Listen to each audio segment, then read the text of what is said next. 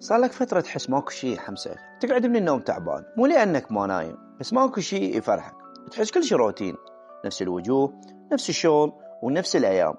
كنا مرينا بهالمرحلة، بس الفرق البعض يظل بيها والبعض يقرر يطلع من عندها. بهالفيديو راح أعلمك شلون ترجع شغفك وشلون تعيش يومك بحماس وبخطوات بسيطة ممكن تبدي بيها من اليوم.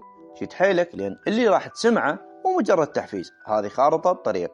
هو ليش الشغف يختفي بالأساس؟ الشغف ما يختفي فجأة، يختفي شوية شوية، بالملل، بالروتين، بالتأجيل، بالكلام اللي نسمعه كل يوم. هسه مو وقتها وتعبان والدنيا صعبة وما بيها حيل وخلي أجلها. ركز على شيء اللي يفيدك، تنوه بين رغبات الناس وننسى احنا شنو نريد. بس صدقني الشغف ما مات، بس صار ساكت، وانت اليوم راح تقعده. خطوات بسيطة ممكن ترجع شغفك. اقعد ويا نفسك وعوف الموبايل، سولف وياها، شوف شنو الأشياء اللي كنت تحبها وانت صغير، شنو الشيء اللي من أسوي أنسى كل الوقت، واكتبهم وخزنهم، خليهم على الحائط أو على أي مكان قريب عليك، لأن هنا راح يبدي شغف. نص ساعة باليوم كلش كافي عليك.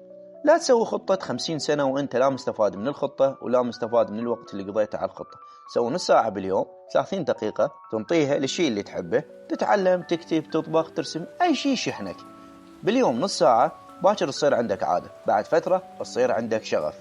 افصل حتى توصل، هذه الجملة ضروري تخلي جواها أكثر من 1000 خط، لأن إذا ما فصلت ما راح توصل، وإذا فصلت صدقني راح توصل. كل شيء حوالينا يستهدف طاقتنا، السوشيال ميديا والمقارنات والتفاهات وأي شيء لازم نفصله من حياتنا. حاول تبتعد عن الازدحام وتسمع صوتك. خصص وقت يومي بدون ضجيج حتى تتصل بنفسك الحقيقية.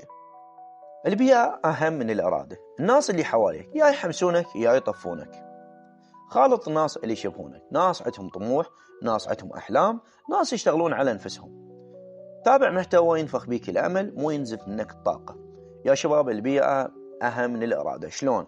يعني شكو شيء إيجابي خليه قدامك، بتليفونك، بأصدقائك، بمشاريعك. شكو شيء إيجابي حاول تخليه الأقرب إليك. خلي نفسك إيجابي وابتعد عن السلبيات، وابدي بخطوة واحدة. تنتظر اللحظة المناسبة، صدقني ما راح تجي لو بعد أكثر من 1000 سنة، وما راح تجيك أبدا.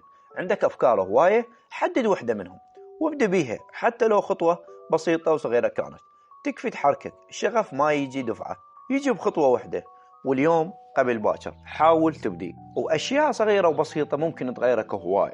رتب غرفتك، امشي نص ساعة باليوم، اسمع موسيقى تحبها، اشرب ماي، ونام كافي. هاي التفاصيل بسيطة صدقني راح تصنع بيك أرضية قوية ترجع بيها شغفك. أنت تستاهل تعيش بحماس، مو تعيش وتمشي على الساكت. الشغف ما يجيك وأنت منتظره، يجيك وأنت تتحرك. اليوم ابدي، حتى ولو خطوة واحدة ابدي بيها. وإذا وصلت لهنا فأنت جاهز ترجع تشغل النار اللي بداخلك. فخلي لايك واشترك وقل بالتعليقات شنو أول خطوة راح تسويها، والفيديو الجاي راح يكون شرارة ثانية، فلا تضيع. الشغف يرجع لما أنت ترجع له.